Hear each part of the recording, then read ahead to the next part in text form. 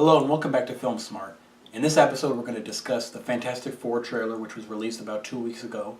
We're going to talk about Felicity Jones being in a Star Wars spinoff, and we're going to talk about some predictions we have for the Academy Awards.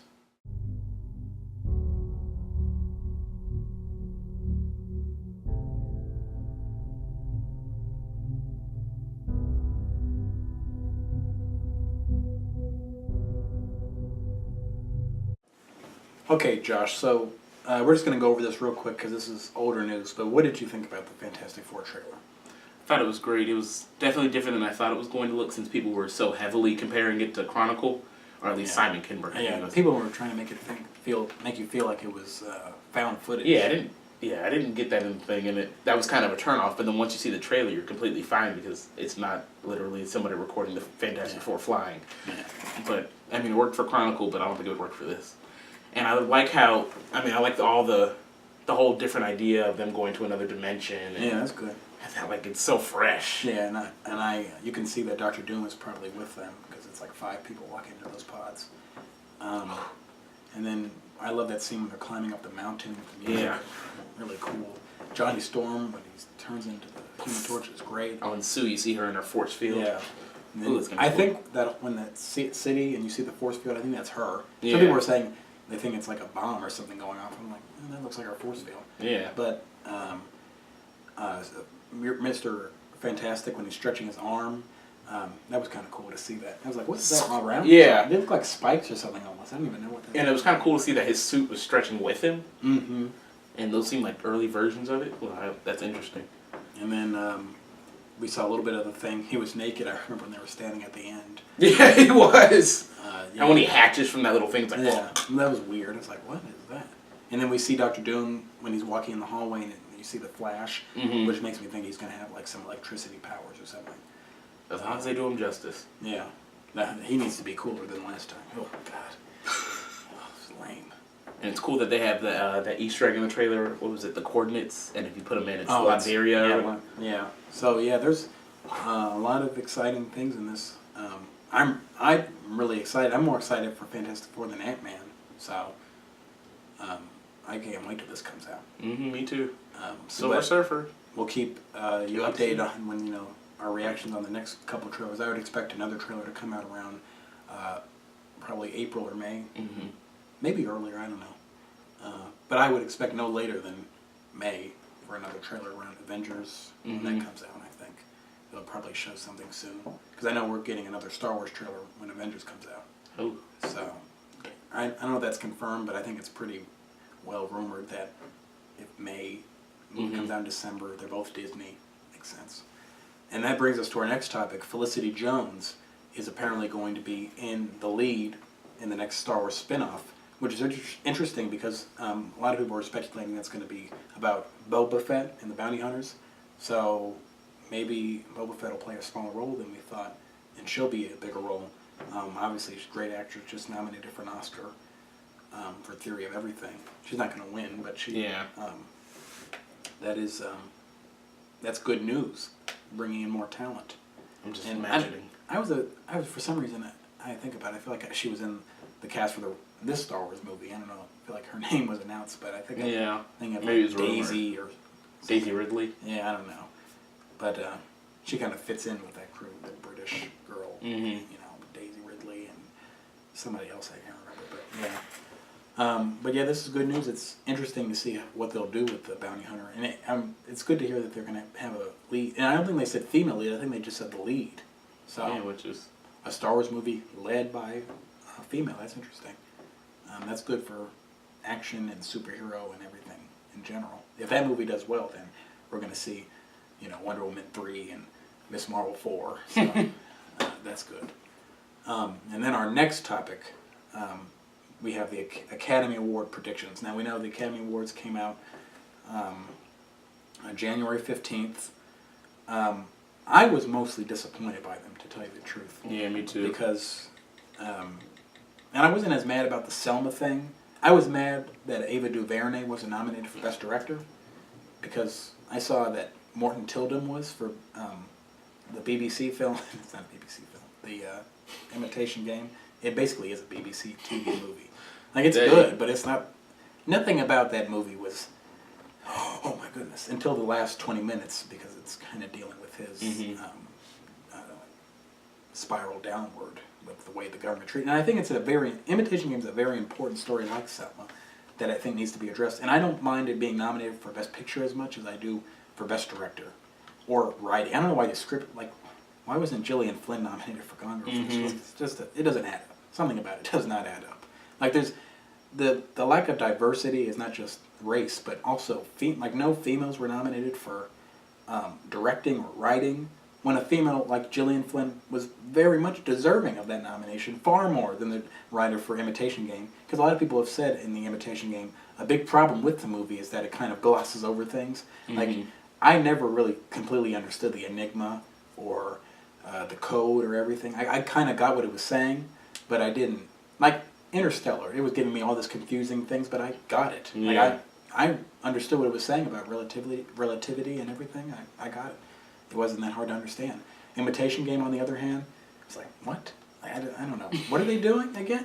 Like, I get they're trying to crack a code, but what?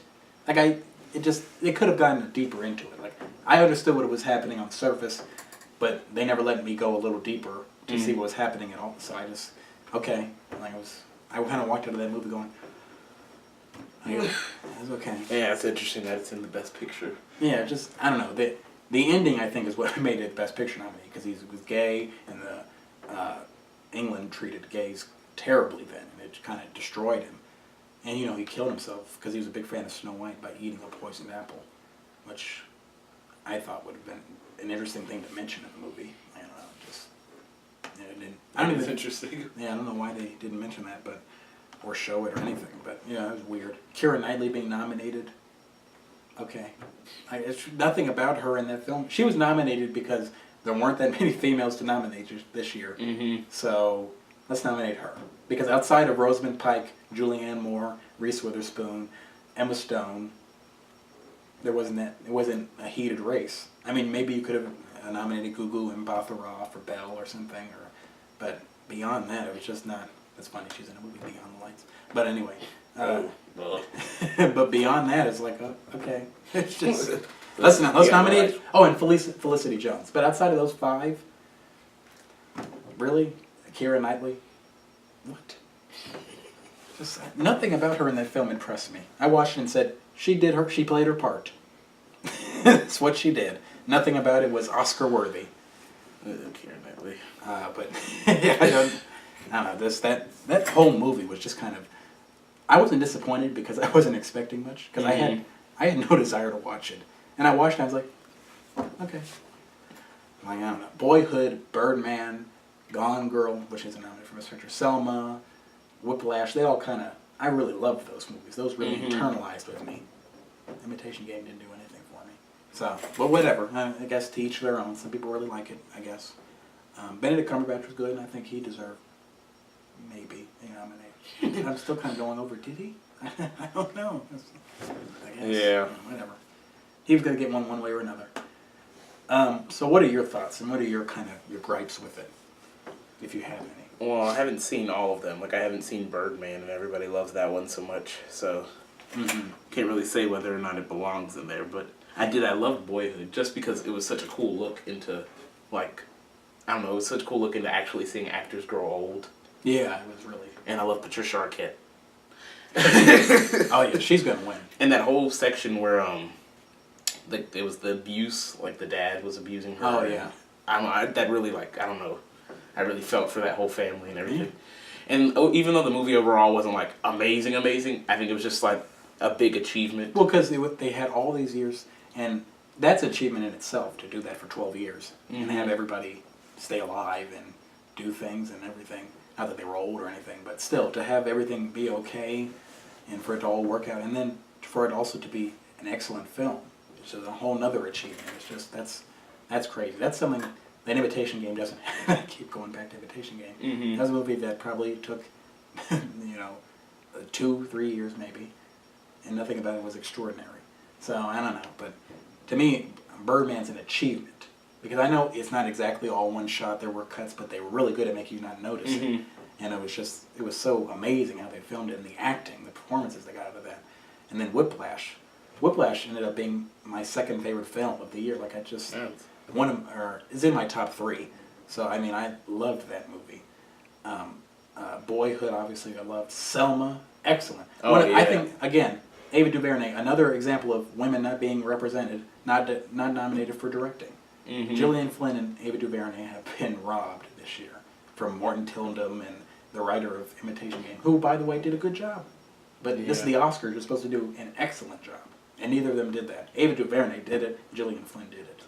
Yeah, when I watched Selma, I watched it with my grandmother, and she actually got arrested a lot for doing civil rights stuff because she was alive all during that time, and she was telling me that because I remember she was getting a little bit emotional because she said it was so real. She said I don't know how they got it to look that real, and I was just like, well, that's filmmaking now. That's just telling you how it is. It's just it was so cool to watch. That's a testament to the acting and to how well it was directed. Like the whole way that you would see it typed where he was, and I loved that. And then just kind of telling you. And then when they were going to kill Coretta, the tension they built up in that film, like it was.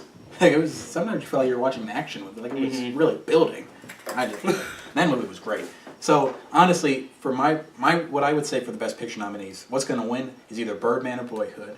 What I think deserves to win is either Birdman or Boyhood or Whiplash or I don't know. Or this. I'll tell you what doesn't deserve to win: Imitation. Maybe if Selma wins Best Picture, it'll be her justification for not getting director. I guess I don't know. Well, she won't be getting that award. Brad Pitt and Oprah and a couple other people will be getting that award. But Oprah's getting her 3rd Oscar nomination.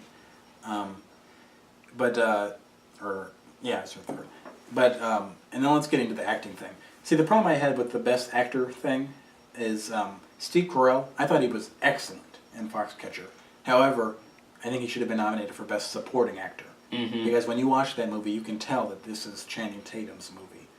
And Steve Carell was great. And he played a big role. He was more than just a supporting actor, but at the end of the day, he's the supporting actor. He was. So I feel like he's taking up a spot that Jake Gyllenhaal could have taken for Nightcrawler. Oh, yeah. David Oyelowo could have taken for Selma. Like you're kind of taking up spots. Bradley Cooper, at first I didn't think he deserved it. He does deserve it. Yeah. He definitely does. He transformed for that role. Michael Keaton obviously deserves it. I haven't seen Theory of Everything, but from what I hear, he deserves it. Yeah, I've seen scenes from it. He deserves it. Yeah. Just from what I've seen. You're playing a guy with ALS. And it was so convincing. Yeah, he deserves it. I couldn't believe that he could actually talk and everything. Yeah. And then who's the other nominee? Oh, Benedict. Whatever. I don't know. And that's another example of somebody who I guess deserves it, but I don't know. I guess. Whatever. Again, I think you could have taken out Benedict, put Steve Carell in the supporting actor, take out Robert Duvall. Put Steve Carell in the supporting, put David Oyelowo in his spot, take out Benedict Cumberbatch, put Jake Gyllenhaal. Because Jake Gyllenhaal, he is robbed of an Oscar nomination. He transformed himself in the same way that David Oyelowo and the same way Bradley Cooper and the same way Steve Carell. He really transformed himself. And Eddie Redmayne, I don't know. I think he was really robbed.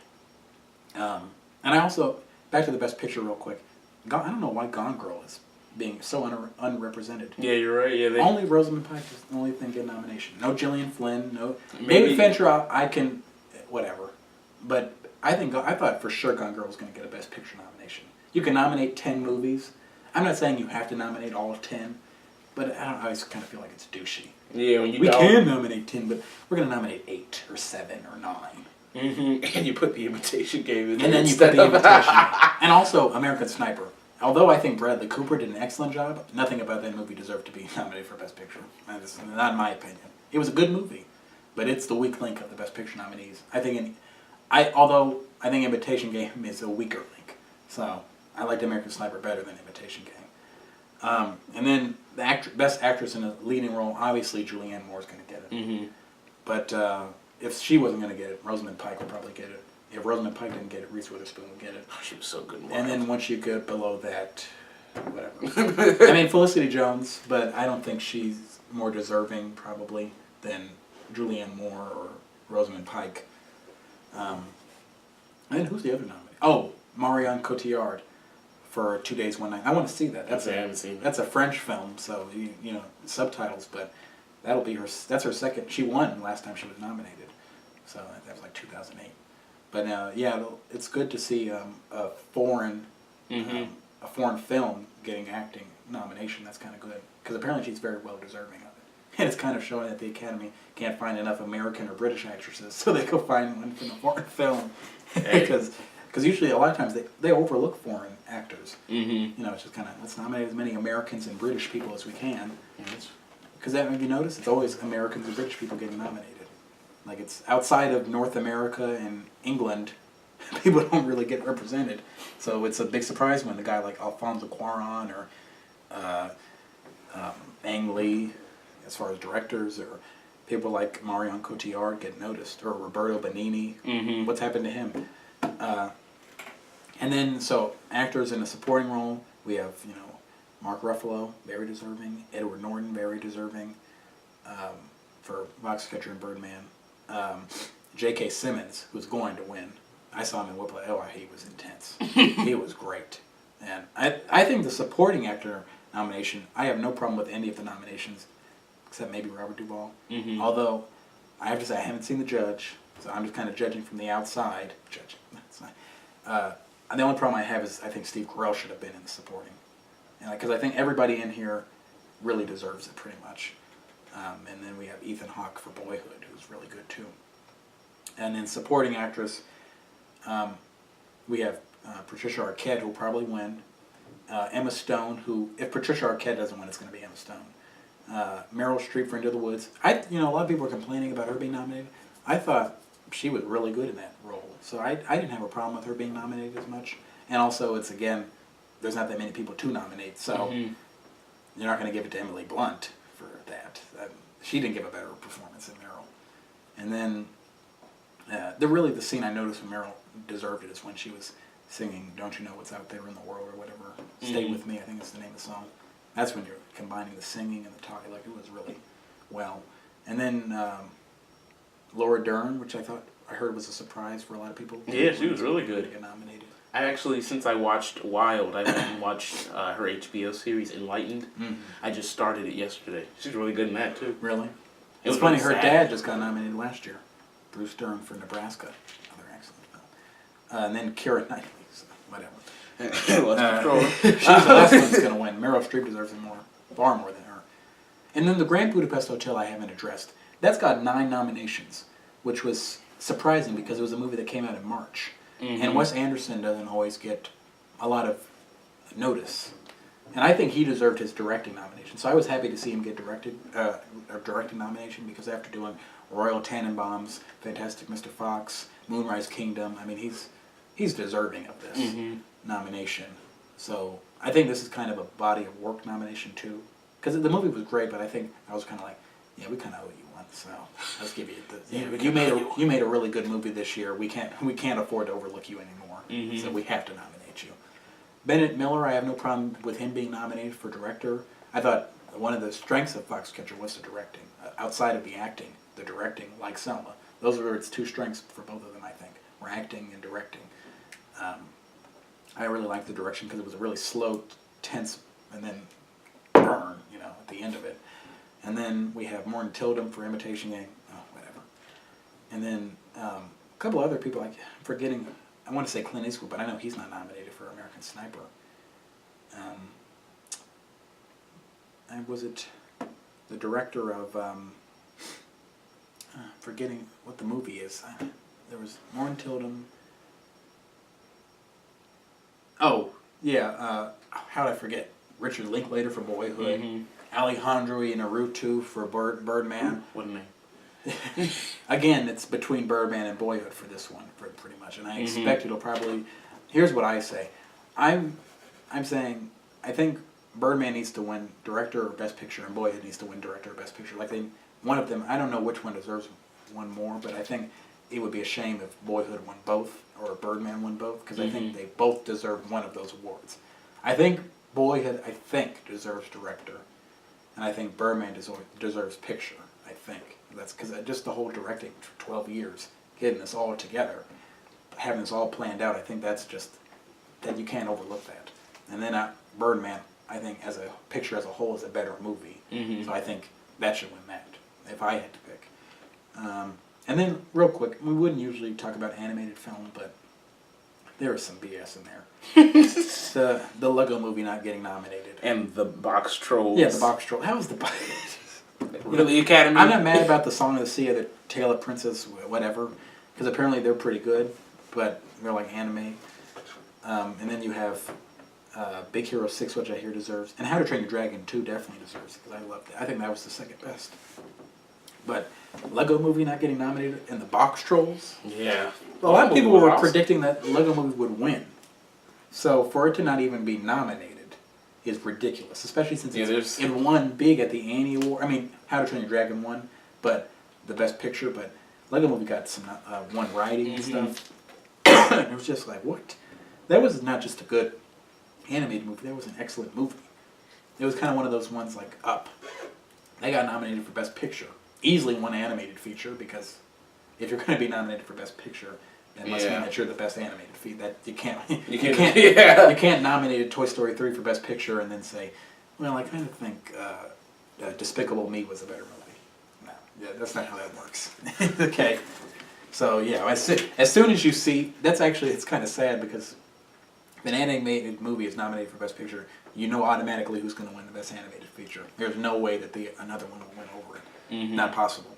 But Lego Movie is just great.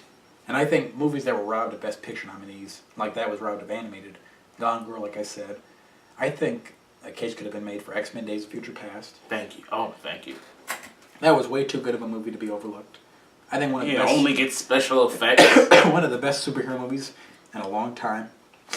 I just feel like the Academy, I don't think they overlook genre movies, because Lord of the Rings nominated and won 11 Oscars, including Best Picture for the last one. Star Wars nominated for Best Picture. People always forget that New Hope was nominated for Best Picture, not Phantom Menace. Pan's Labyrinth getting different nominations. I mean, they like genre films, but I feel like they're kind of selective. I feel like they're kind of like, well, I don't know. We kind of nominated one a couple of years ago. We can wait a little bit. So they overlook great movies. I don't know. I just really love it. It is X-Men Days of Future Past was, I think, the best superhero film we've had in years. And I think it was, I need a glass of water, the most intricate story we've had in years. So I think that's weird. Dawn of the Planet of the Apes is another one. That I think could have got nominated. Nightcrawler, maybe. But, yeah, I don't know. So this is an overall okay Oscars, but... Yeah, they could have done better. They could have done a lot better. Lego Movie. If they had fixed the Lego Movie and the directing thing, I wouldn't have been as mad. But, and then Imitation Game. That's one of those movies. People say there's no such thing as an Oscar bait film. Yes, there is. Yes, they do nominate. They do nominate other films like Lord of the Rings. But people always say, well, they nominated other films like Lord of the Rings and Star Wars. I just named like a few films. Like the Academy Awards have been around since, what is this, the 80-something? The 87th. 87th. They've been around nearly 90 years. And I named like 5. So, yes, but they don't always seem to nominate the best movies. So, I think that's kind of bullcrap when people say there's no such thing as an Oscar bait film. Imitation Game is an Oscar bait film without the Oscar caliber. So, that's, whatever. Say what you will. Sorry if that's your favorite film. You know what to do. Like, subscribe, comment, share the video with your friends. Yeah, all that. Oh, and always stay film smart. Stay film smart. Oh my God. Stay film smart.